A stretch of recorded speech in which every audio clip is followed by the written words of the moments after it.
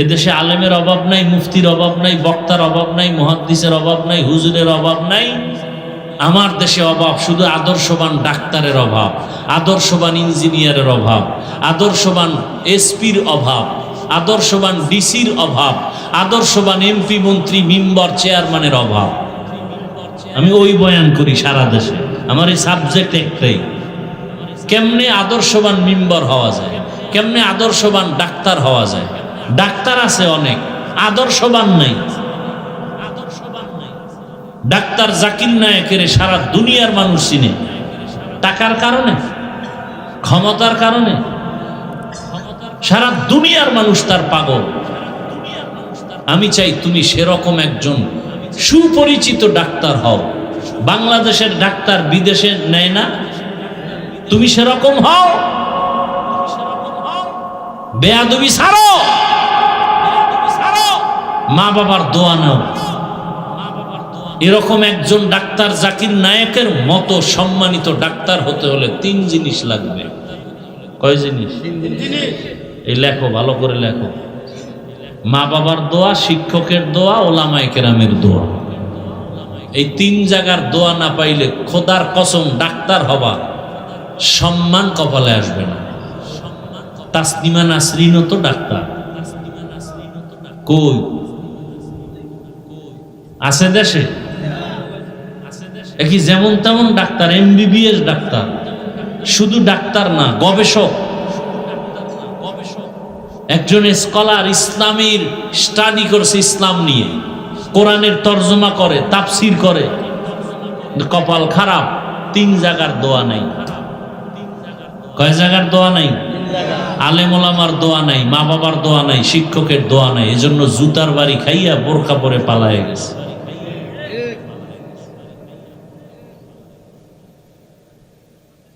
তাল মিলাইতে আসি নাই, কিছু বুঝাইতে আসছি।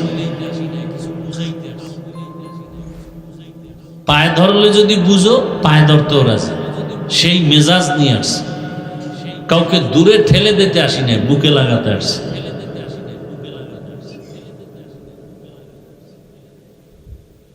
ওই বিদেশের ঘরে ঘুরে আসলাম, বললাম আরে বাঙালি সন্তানেরা যেই পরিমাণ কষ্ট করো মক্কা মদিনায়, এর অর্ধেক না, আরো অর্ধেক যদি বাংলাদেশে করতি কোটিপতি হয়েছে। ঠাডা ভাঙ্গা রোদের মধ্যে কি কষ্ট মক্কা মদিনায় আমার দেশের যুবকরা করে, মহিলারা করে।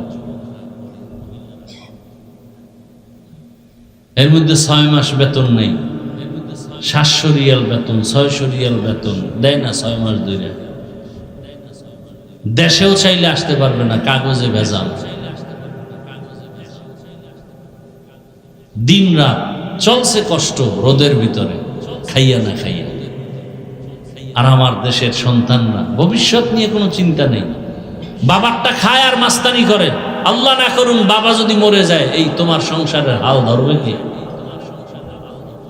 তুমিই তো ধরবে।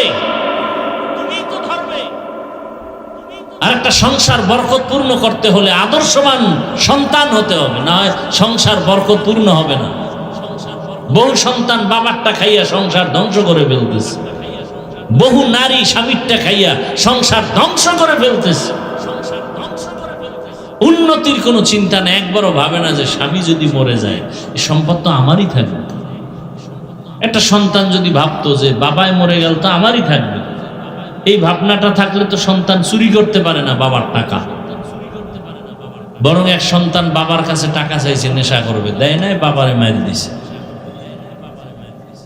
এগুলি চলছে আমার দেশে।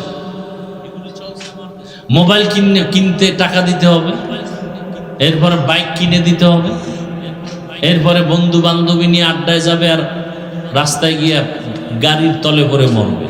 শেষ, জীবন এখানে শেষ।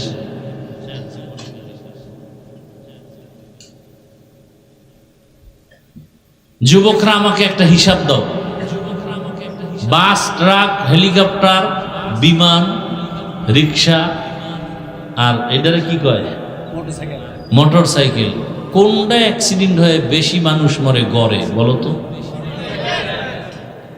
এরপরে এটা লই মরতেছে, এটা লাগবেই। মানে ইচ্ছা করে মরণ ফাঁদ নিছো বাইসা, তাহলে প্রতিদিন ঘর থেকে মায়ের থেকে বিদায় নিয়ে নেবে, মায়ের শেষ বিদায়, আর ফেরত ঘরে আসতে পারি নাও পারি। ভালো কামে তো যায় না, যায় তো আকাম করতে। ভালো কাজে গেলে না বড় দোয়া পাইতো। কি রাগ করতেছেন আপনারা? মা বাবারাও রেডি হন, এই সব যা বলতেছি এর হিসাব আপনাদের দিতে হবে। সন্তান খারাপ হলো কেন? কই আমার ঘরের বাচ্চা কাঁদে, কোনোদিন তো পুতুল কিনে দিনে, আপনি পুতুল কিনছেন কেন? আমার সারা বাড়িতে একটা ছবি পাবেন না কোনো পুতুলের, আপনার ঘরে ছবি কেন?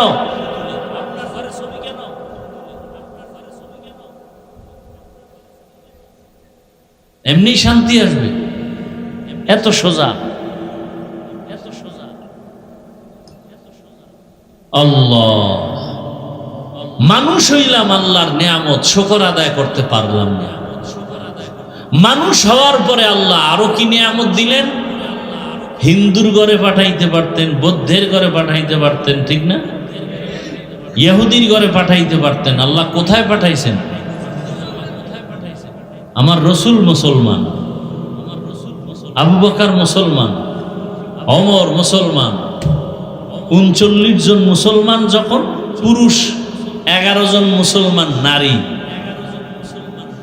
নবী গোপনে দাওয়াত দিতেছেন, ঠিক সেই সময় 27 বছর বয়সের ওমর রসুলকে জবাই করতে গিয়ে কালেমা পড়ছে। তাহলে ওমর কয় নাম্বার মুসলমান? 40 নাম্বার মুসলমান। কয় বছর বয়স? এই 27 বছর যুবকরা বলো, তোমার 27 বছরের অবস্থা কি? ওমর কই, তুমি কই?